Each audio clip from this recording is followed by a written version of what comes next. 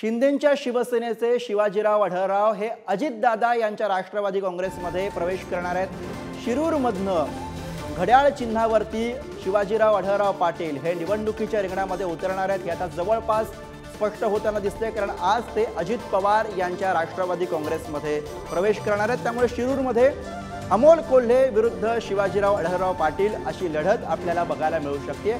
फार इंटरेस्टिंग घडामोड आहे ही। शिरूरमधनं शिवाजीराव आढळराव पाटील हे अजितदादा यांच्या राष्ट्रवादी काँग्रेसमध्ये प्रवेश करतात। त्यामुळे ज्या घड्याळ चिन्हाविरोधात त्यांनी इतकी वर्ष संघर्ष केला, तेच घड्याळ चिन्ह घेऊन ते आता लोकसभेच्या रणांगणामध्ये अमोल कोल्हे यांच्या विरोधात आपल्याला उतरतानाचं चित्र बघायला मिळू शकेल। कारण शिवाजीराव आज राष्ट्रवादी काँग्रेसमध्ये अजित पवार यांच्या राष्ट्रवादी काँग्रेसमध्ये प्रवेश करणार आहे। त्यामुळे या वेळेला पुन्हा एकदा शिवाजीराव आढळराव पाटील विरुद्ध अमोल कोल्हे शुभेच्छा देतो। लोकशाही आहे, त्यामुळे कोणी ना कोणी लढणार आहे आणि मला वाटतं की तुल्यबळ लढतीसाठी जर फर्स्ट चॉईसचा उमेदवार आला असता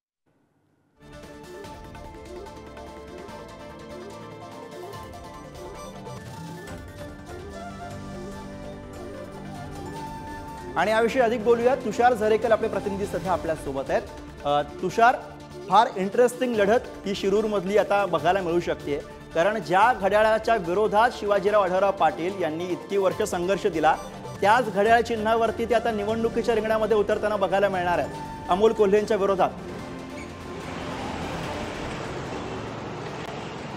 नक्कीच एकंदरीत जर आपण पाहिलं तर राज्यामध्ये महायुती विरुद्ध महाविकास आघाडी असा सामना रंगत असताना खेड असेल, जुन्नर असेल, शिरूर असेल या विधानसभेमध्ये गेल्या कित्येक दिवसांपासून शिवसेना विरुद्ध राष्ट्रवादी असा सामना रंगत होता।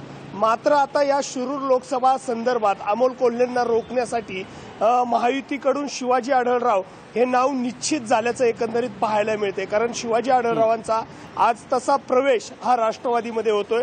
शिवाजी आढळराव पाटील हे गेले कित्येक दिवस शिवसेनेमध्ये होते, त्यानंतरून त्यांनी शिंदेंबरोबर सहभागी झाले। शिंदेंबरोबर सहभागी झाल्यानंतर ही जागा राष्ट्रवादीच्या अजित पवार गटाकडे गेल्यानंतर तिथे उमेदवार कोण असणार अशी चाचपणी खरं तर सुरू होती। अखेर महायुतीमध्ये शिवाजी आढळरावांच्या नावावरती एकमत झालं आणि अमोल कोल्हेंना रोखण्यासाठी शिवाजी आढळराव हेच नाव निश्चित करण्यात आलं। मात्र दुसरी गोष्ट जर आपण यामध्ये पाहिली तर आढळरावांचा आज हा प्रवेश होतोय 11 वाजता अजित पवारांच्या शासकीय निवासस्थानी मुंबईमध्ये हा प्रवेश होतोय। मात्र विशेष यामध्ये बाब आहे की राष्ट्रवादी बरोबर गेले कित्येक वर्षाचा संघर्ष हा शिवाजी आढळरावांचा राहिलाय। त्यामुळे स्थानिक जे पदाधिकारी आहेत ते शिवाजी आढळरावांना कितपर्यंत सहभागी करून घेत आहेत, त्यांना किती मदत करतायत हे पाहणं महत्त्वाचं ठरणार आहे आणि त्यावरतीच शिरूर लोकसभेच्या विजयाची गणितं अवलंबून असलेली पाहायला मिळतात।